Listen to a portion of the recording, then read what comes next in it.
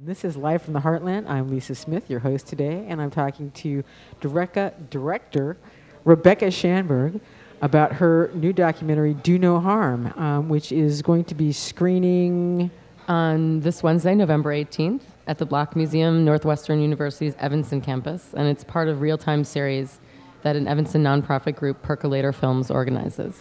Now, Do No Harm, in case you just tuned in, this documentary is pretty gripping, actually. It's amazing to see examples of people who can stand up to the kind of, I don't want to say evil, power, the kind of power that really usually crushes people and ruins their lives. And these two gentlemen succeeded. And let's get back to the story. So you were saying that after Dr. Bagnato and Charles Rayberg released some facts about the evil doings of the hospital in terms of ruining people's lives financially with medical billing that was not exactly ethical, the hospital took action against them. It brought a civil suit, I believe, and criminal both action. That's right. Well, the hospital didn't do it. Well, obviously, right. the criminal, but right. Didn't they bring a civil action for like what, $66 million? That's right. They've sued Charles Rayberg for $66 million and added a ton of charges that were completely unfounded, and Completely bogus, eventually they dropped it. But still very scary. And as you were saying, he had a lot to lose. Yeah, a ton. And you know, he's not a wealthy man. He's a very just a very ethical guy, and he has a family, and he risked it all. And you said that he had grown up in that town. He was born in the hospital. That he was. That's right. He wasn't attacking them exactly, but he was exposing them. That's right. Let's say exposing them. And also, it seems like, I know you said it's a city of, the name of the city again was? Albany, Georgia.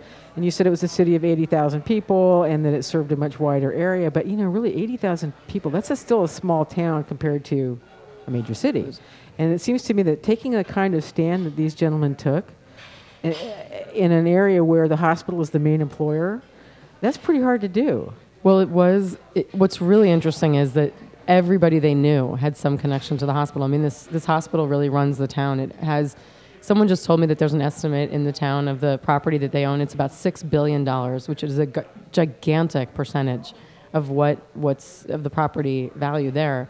And they own the area around them. They're just buying up more and more property, which then takes it off the tax rolls and then takes money out of educational services, all kinds of other things. Because the hospital is nonprofit, therefore any property they buy is not taxed. That's right. And they don't pay for services either. They don't pay basic service fees like sewage and fire and all of that stuff. And they have an enormous facility. So basically they're just like a big tax hole, a big black void of a tax hole that they're creating at this hospital. So basically they create jobs, but well, and what's really interesting, suck taxes. That's right. And I think what's really interesting about what John and Charles found is that, and this is where the story actually becomes more risky for them, is that they started looking at hospitals around the country, and they discovered that this behavior towards uninsured patients and insured patients, the billing practices, the aggressive billing practices going after them, all of that, as well as the amount of money these hospitals are holding and their tax-exempt status, that's all very standard nationally.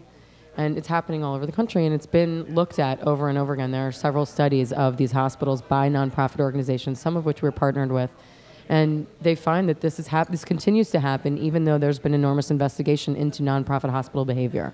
Well, we can maybe you can, if you know later on in our interview, you can maybe tell us if there's if there's a solution or if there's anything that's being done about that. But I would like to get to move along in your story. We are once again talking about the documentary Do No Harm with Rebecca Shanberg. So the hospital takes action, and it's pretty high-handed and outrageous. They sue. These two gentlemen are brought to. They have they get mug shots. They're booked because criminal charges are brought against them, which seemed very odd to me.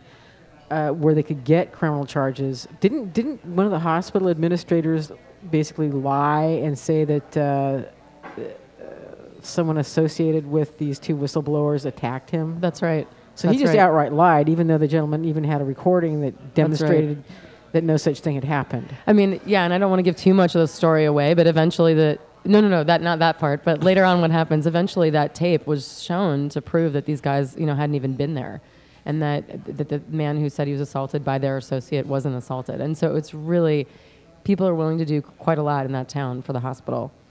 Now, the two good guys in your story, one of them is eventually represented by a famous lawyer whose name escapes me, who won the huge big tobacco settlement a few years back, actually quite a few now.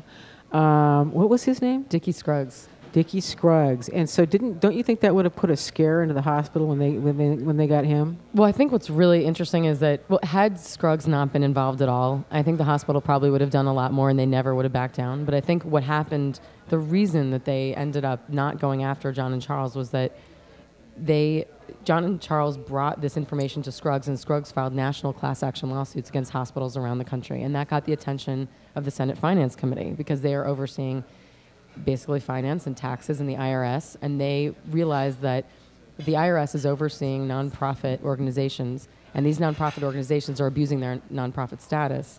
This was all around the time of 9/11, right afterwards when Senator Grassley was starting to look into this. It made a lot of sense. What is going on here? Why are these hospitals have tax exemptions? Why do they have so much money? And so these guys, once Scruggs got a hold of this, the hospital got a little more nervous, and Charles Rayburg filed a countersuit against the hospital that was a defamation suit and requested all the documentation to prove that the factoids had been true. These the faxes that they had sent out, they called the Phoebe factoids. And so when he did that, the hospital started to get a little nervous, which was, it didn't last, but they started to get nervous. That was an evil laugh. Now, this is sort of odd. I mean, it is a happy ending, right? I mean, it's really kind of like, can we tell the ending? Or do you want? Sure. Okay. No, you can, yeah.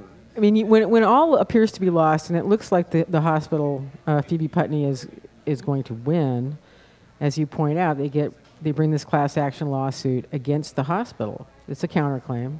Is it a counterclaim? No, they're two no, different, it's a whole two different thing. things. It's a whole different right. suit, but it is national, and they win. Well, not exactly. Wait, I thought they won. They didn't. It's funny when you said it's a happy ending. It's a bittersweet ending. Whoa. I misunderstood the ending of the film. Explain. They didn't. Charles Rayburg filed a countersuit against the hospital, and he eventually settles it because he didn't want to continue fighting them. The class action lawsuit against the hospital by Scruggs gets dismissed in court. So the hospital actually functions exactly as it's always functioned. What? No, yes. The class action did not get dismissed. It couldn't. It did get dismissed. No. It's a terrible ending. No, wait, because, okay, I'm full disclosure here. I received notice of a class action lawsuit against Advocate Hospital, and there was another one here in Illinois. Resurrection. Yeah. Well, that and particular I'm one. One of the people. I'm one of the victims. You were? I so was you driven won. into bankruptcy because this was years ago, and I got a broken leg. I was part-time. I had a part-time job. I didn't have insurance. And a friend of mine did not take me to Cook County. I was new here in Chicago. I didn't know. I'd always had insurance and didn't know that I could just go to Cook County and it would the emergency room, and they wouldn't charge me. Although now I'm not so sure. So I was taken to Advocate, and every time I said I don't have insurance, they said whip out your credit card. And so eventually, I mean, I had surgery, I had these huge bills for the leg, and eventually I couldn't handle it, and I had to file bankruptcy. Well, now it turns out that there's this. I know, it's so strange. I mean, I'm cool now, but it's not fantastic. Actually, it was really stupid. But you got every now hospital with the and every doctor and every surgeon said, whip out the credit card. Oh, that's standard practice. Yeah, and that still happens. But Advocate and Resurrection are special because they actually went back. They went back on those records and said, we're going to go back and look at people who've been mistreated, right? And they compensated many of those people. So did you get compensation? Well, I got this thing saying that they were settling on this class action, and that send us your records and your bills, and you'll get whatever. And I'm like, well, that would be cool because I felt like that bankruptcy ruined my life for a few years. So that's I could definitely. Story, I know. right. So I was looking at your thing, thinking, "Oh, it's the same case." It's the same set of lawsuits, but each one was filed individually. So they didn't win that one. Crap. But here in Illinois, you have Lisa Madigan, who's incredible, and she fought for that. And we weren't sure when she was running for that office that she would be incredible. We thought maybe, was it just another part of the dynasty, another Chicago dynasty? But she's good. But she's good. I know, I've met her, and she's very, very smart.